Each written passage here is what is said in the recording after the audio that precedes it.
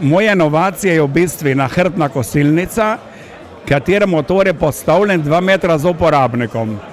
Deluje pa tako, da z nahrbtno kosilnico uporabnik lahko kosi mogoče 2 uri časa, na veliko 3, potem občuti veliko utrujenost.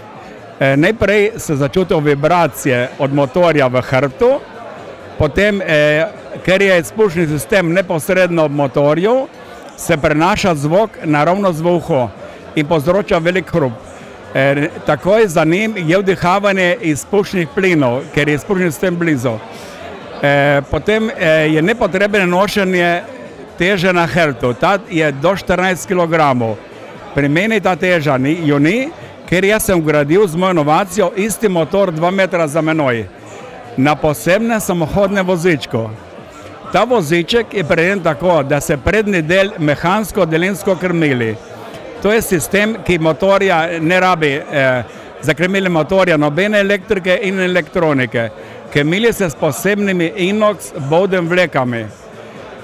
Sistem krmili prednja kolesa levo-desno, pogojeno je s tem, da ima spodaj menjalnik na 3 brzine.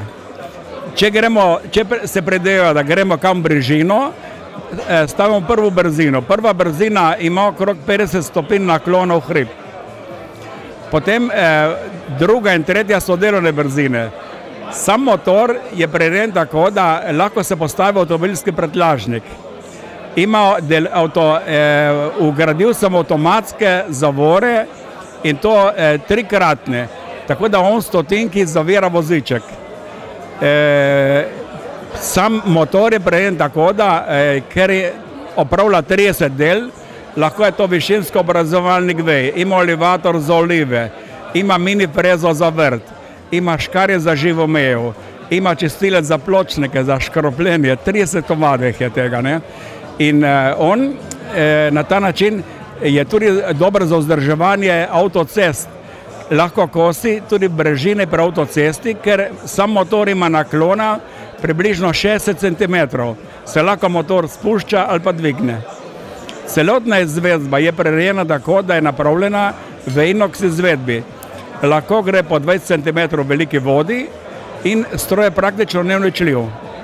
Za sam pogon sem izbral nemški neuničljiv menjalnik, ki poganja ga stroj od 8 do 12 konjskih sil. Celotna teža motorja je približno 40 kg in stroj je primeren za cestarje, vzdrževalce parkov in za vse uporabnike. To je bila v bistvu največja inovacija za 2009 in 2010. Stroj je bil najprej predstavljen v Celju, septembra 2009, kjer je prejel zlato medaljo. Potem je bil na IENI v Nemčiji v Nürnbergu, kjer je isto prejel zlato medaljo. Potem čez 14 dni je bil na Eureki v Belgiji, v Bruslju. Isto sem prejel zlato medaljo in tudi je dobil za največjo inovacijo Evrope na Inovi. Drugo leto sem bil IFIA, sem dobil svetovno zlato medaljo v Izoli. Potem sem dobil veliko nagrado Grand Prix v Slatini na Hrvaškem.